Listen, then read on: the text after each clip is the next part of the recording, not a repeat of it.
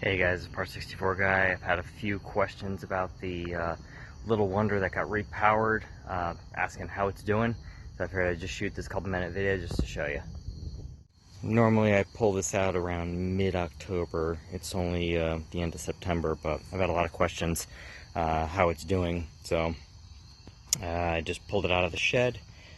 So, I already checked the oil. As you can see, there's a little bit of spillage there because I was on an angle, so some spilled out. But yeah, it's definitely, the oil still looks good. Ignition's on. When I shut it down, I forgot to turn that off. But the way I turned it off was to turn off the fuel supply and then let the carburetor run dry. So I'll turn that back on. I'll leave it in start.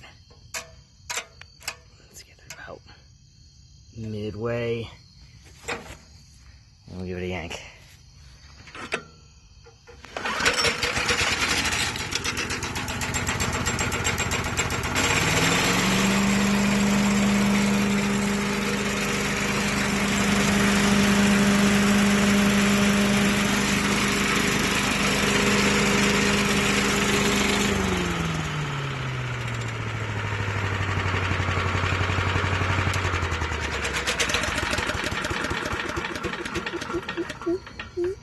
So as you can see, it's still going strong. I'm pretty happy with the project, how it turned out, and hopefully I'll get quite a few years out of this. Just make sure to do the proper maintenance, change the oil, and not run at full speed and whip the thing around. I think that's what may have caused the PTO shaft to shear on the first one, because that is a pretty heavy steel impeller.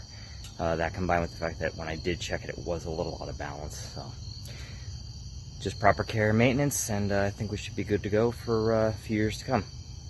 So that does it for this update. This is Part 64 guy.